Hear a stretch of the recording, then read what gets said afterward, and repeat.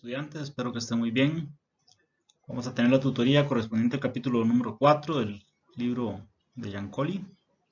Entonces es el primer capítulo de leyes de Newton. Solo vamos a ver la generalidad de las leyes de Newton y en una próxima tutoría veremos la parte de aplicaciones de las leyes de Newton. Entonces espero que puedan ver el video varias veces y tratar de entender el contenido del mismo. Bueno, el capítulo 4, les decía, es de dinámica del movimiento de Newton, o lo que llamamos leyes de Newton, ¿verdad? Aquí hay que tener presente algo que ya hemos visto en el capítulo 3, que la aceleración se producía cuando hay un cambio en el estado de movimiento de un cuerpo, es decir, que un cuerpo aumente la velocidad o disminuya la velocidad, pero en un momento vimos qué es lo que genera que ese movimiento ocurra, es decir, que la velocidad aumente o que un cuerpo se frene. Nunca vimos qué producía la aceleración. Entonces, la aceleración en realidad es producida por una fuerza. La manifestación de ese cambio del estado de movimiento se produce por la aparición o el resultado de una acción externa, que es lo que conocemos como fuerza. El campo de estudio de la física que se encarga de toda esta rama es la dinámica. Entonces, para que un cuerpo se mueva, evidentemente, tenemos que aplicar una fuerza que sea mayor que la fuerza que está deteniendo el cuerpo. Si la fuerza que aplicamos no es mayor, el cuerpo no se va a mover. Entonces, todo lo que tiene que ver con fuerzas lo estudia la dinámica, que es en lo que nos centraremos en este capítulo. Bueno, algunas cuestiones generales. Si un objeto está en reposo, para comenzar a moverlo se requiere una fuerza, ¿verdad? Que era como el caso anterior que veíamos. Si se desea cambiar la velocidad de un cuerpo que ya está en movimiento, ya sea en dirección o magnitud, de un nuevo se requiere una fuerza. Es decir, si un cuerpo, por ejemplo un auto se va moviendo y para que ese auto se detenga se debe aplicar una fuerza externa que haga que él se detiene, si no, no se detiene. Si ustedes tienen un bloque detenido en algún, qué sé yo, una mesa, tienen un cuerpo y ese cuerpo está en reposo, es decir, la velocidad que él tiene es una velocidad cero. Si esa velocidad es cero, el cuerpo seguirá moviéndose ahí, al menos de que apliquemos una fuerza que haga que ese cuerpo se mueva. Entonces, esa fuerza debe ser mayor a la fuerza que lo detiene y si es así, el cuerpo se va a mover, ¿verdad? Y una fuerza que se ejerce en diferentes direcciones tiene un efecto distinto. Obviamente, no es lo mismo que apliquemos esta fuerza de esa forma a que la fuerza vaya aplicada en esta dirección. Entonces, el efecto de la fuerza tiene que ver con la dirección en que se aplica. Entonces, evidentemente, ya lo habíamos visto, la fuerza es una cantidad que tiene magnitud y dirección, es decir, es un vector, es una cantidad vectorial. Entonces, muchos problemas en algunos casos se van a ver y resolver por vectores, como ya lo vimos. Por ejemplo, esa fuerza que dibujé yo ahí va a tener una componente X que estaría acá. Esta va a ser la componente X de la fuerza y va a tener una componente Y de la fuerza, es decir, va a tener una fuerza Fx en el eje X y una fuerza Fy en el eje Y. Si el cuerpo se mueve en el eje X, la única fuerza que produce aceleración en este caso es la fuerza que está en el eje X. Si él se mueve en el eje X, claro está, ¿verdad? Luego, acá veremos las tres leyes de Newton. La primera ley de Newton, que es una ley muy sencilla. Bueno, ahora que estamos en una época de pandemia, cuando Newton era estudiante universitario, ocurrió la pandemia, la peste bubónica en Inglaterra y tuvo que irse a un campo, refugiarse y ahí hizo gran parte del trabajo que muchos estudiamos ahora, ¿verdad? Esta primera ley de Newton es producto del trabajo que hizo Galileo Galilei años atrás. Entonces, de ahí una frase famosa de Newton que decía que si él pudo ver más lejos que otros hombres es porque se ha apoyado en hombros de gigantes, refiriéndose precisamente a Galileo Galilei, que es el padre de la experimentación, ¿verdad? Ya habíamos visto eso en el capítulo 1. Y esta primera ley de Newton, que se le denomina ley de la inercia, lo que establece es que todo objeto continúa en su estado de reposo o velocidad uniforme, es decir, velocidad constante, en una línea recta, en tanto no actúe una fuerza neta sobre él. ¿Qué quiere decir esto? Vean el ejemplo que puse acá de dos personas jalando un objeto. Si él jala con una fuerza de 5 newtons y él con una fuerza de 5 newtons, no hay movimiento. Quiere decir, la sumatoria de fuerzas es cero. Pero en este caso no hay movimiento. Que una sumatoria de fuerzas sea cero quiere decir dos cosas. Una, que el objeto está en reposo, o 2, que se mueve con velocidad constante, es decir, tiene un movimiento rectilíneo uniforme. En ese caso, recordemos que movimiento rectilíneo uniforme o con velocidad constante no había aceleración. Entonces, si no hay aceleración, no hay fuerza, ¿verdad? Hay esa relación entre fuerza. Entonces, ahorita lo veremos.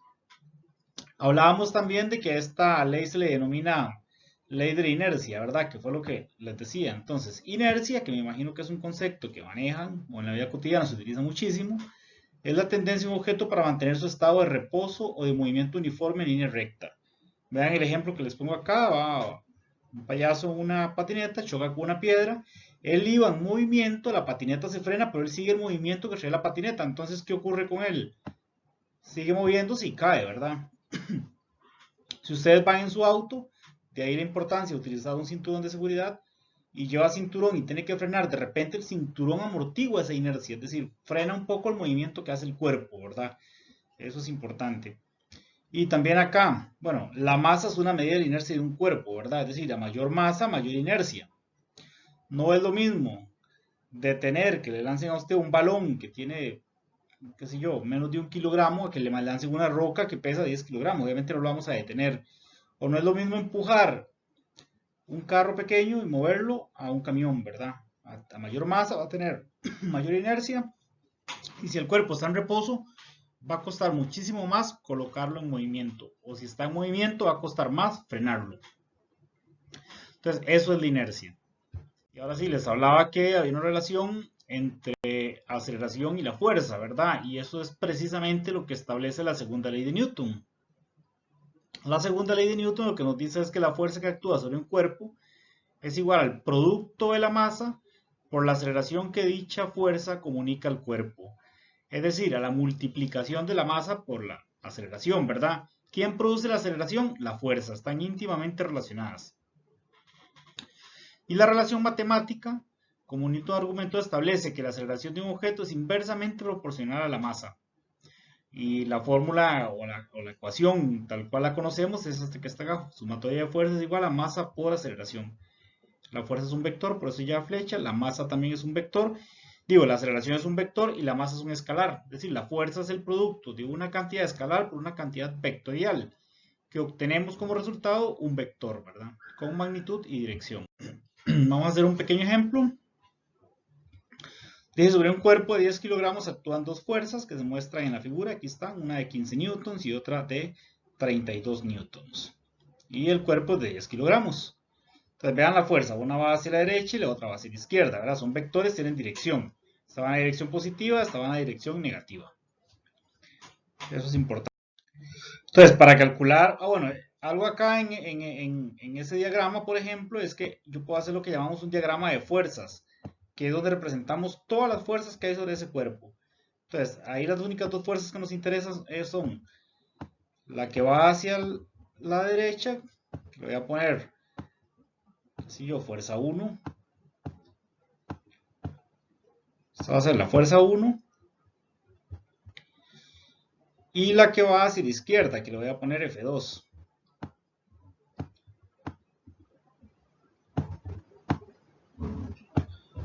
Esa sería F2.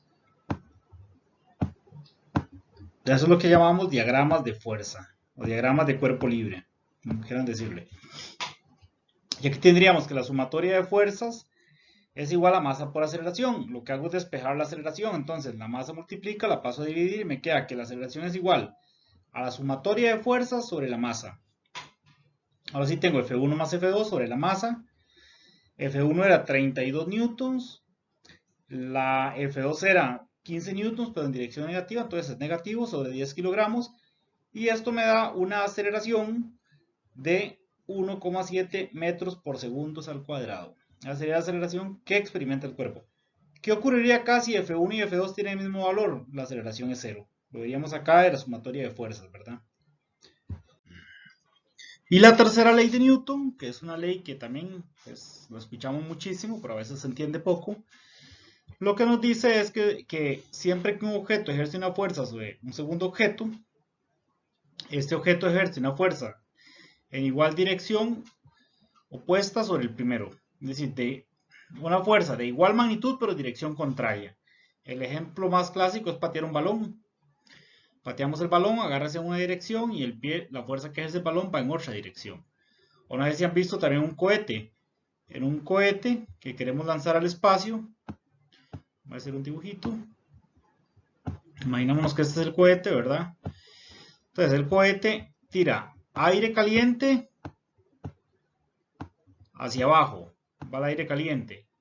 Y el objeto o el cohete hacia dónde agarra, hacia arriba. Entonces uno va en una dirección, el aire caliente, y el cohete va en otra dirección, hacia arriba. Entonces, estas fuerzas, algo importante es que siempre se producen o se generan sobre cuerpos diferentes. La acción sobre un cuerpo, la reacción sobre otro cuerpo.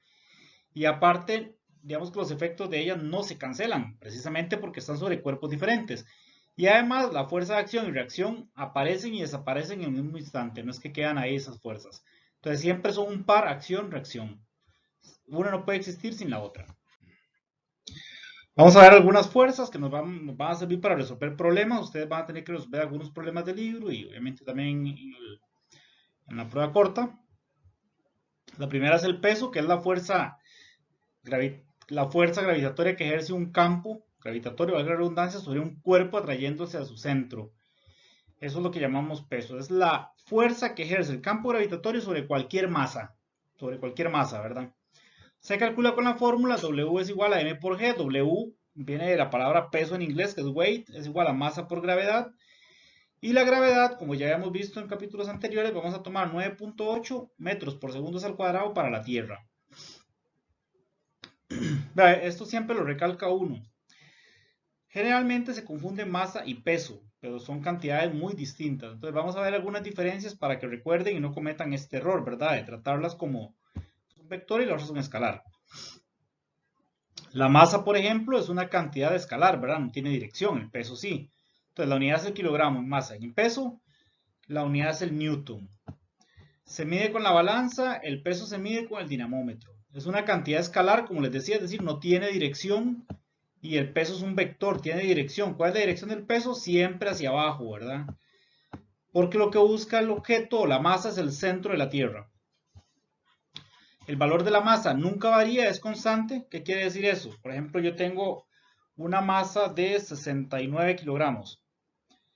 Entonces, mi masa de 69 kilogramos es la misma acá que en la Luna. Si tuviese la suerte de ir a la Luna, ¿verdad? Pero así no cambia la masa siempre es constante, pero el peso varía con la gravedad.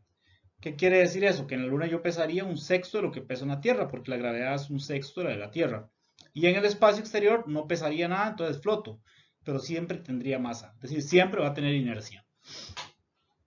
Esas son las diferencias entre masa y peso, recuérdenlas.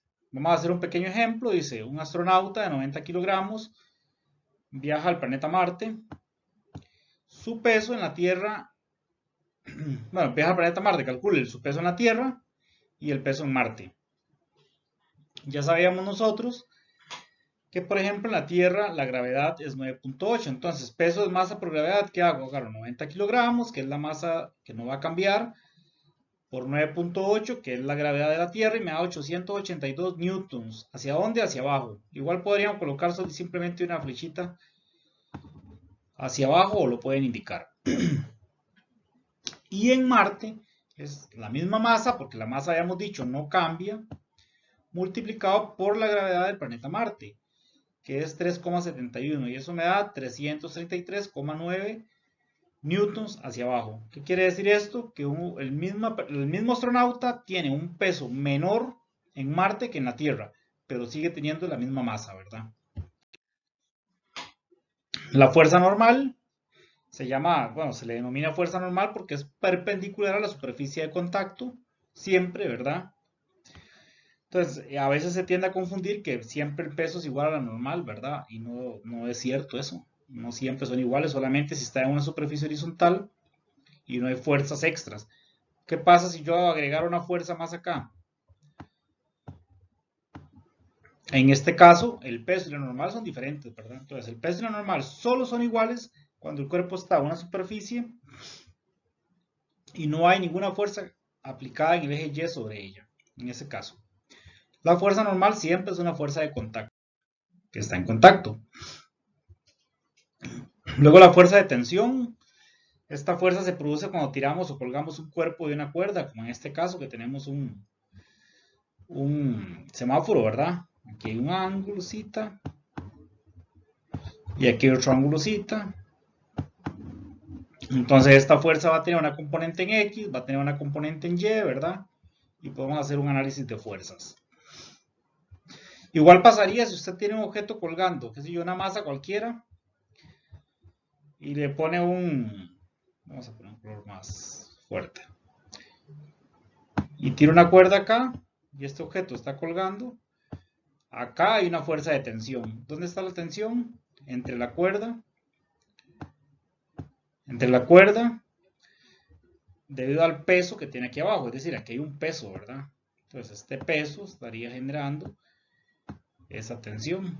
Aquí hay un peso, W, que es igual a masa por gravedad, ¿verdad? Aquí podemos ver si él está en reposo, la tensión va a ser igual a ¿quién? Al peso.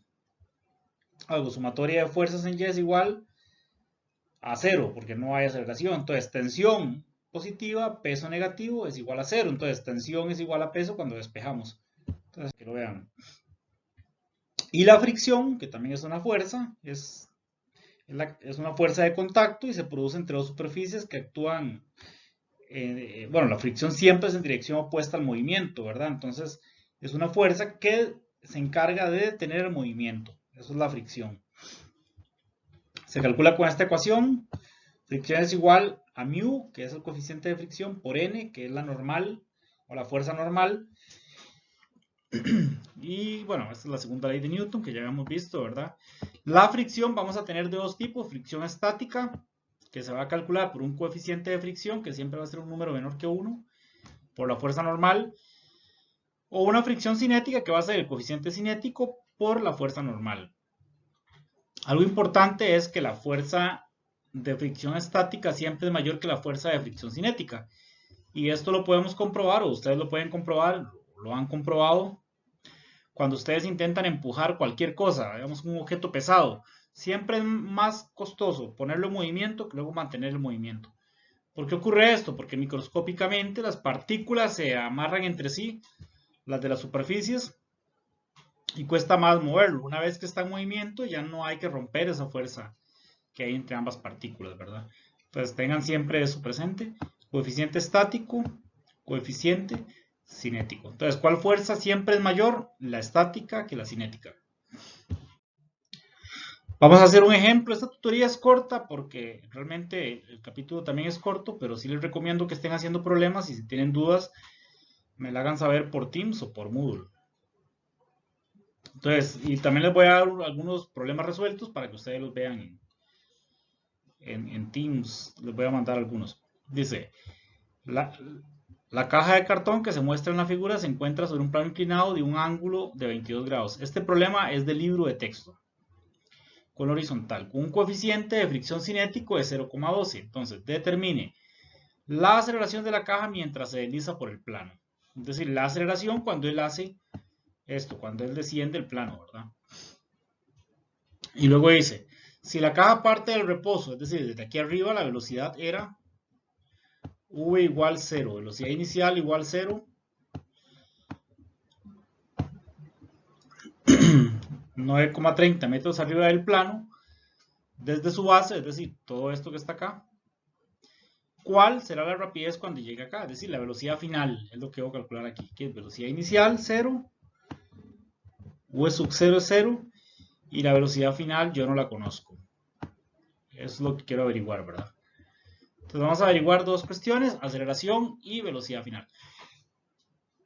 Vean, esto que está acá es lo que llamamos diagrama de cuerpo libre, ¿verdad? O DCL, yo siempre le pongo DCL. Diagrama de cuerpo libre o diagrama de fuerzas. Entonces, en el diagrama de cuerpo libre yo puedo ver dos cosas acá. Tengo la normal y tengo mg coseno de zeta. Tengo mg en el eje Y. Y en el eje X tengo la fricción, porque sé que hay fricción porque tengo un coeficiente de fricción, obviamente hay fuerza de fricción, y mg seno de zeta. Aquí hay algo interesante que siempre tienen que recordar, y esto es una generalidad en los planos inclinados. Si usted hace una sumatoria de fuerzas en el eje Y, que va a ser igual a 0, solamente hay dos fuerzas, veanla. Estaría la fuerza normal menos esta componente del peso, que sería mg coseno de zeta. mg, bueno, ahí dice mg, es que me queda horrible esto. Por el coseno de zeta.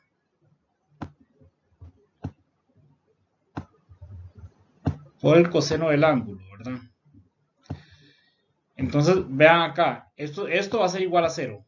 Son las únicas dos fuerzas que hay. Entonces, si ustedes despejan acá, le va a quedar simplemente que N, es decir, la fuerza normal en un plano inclinado, que esto es una generalidad, les decía, es igual a mg,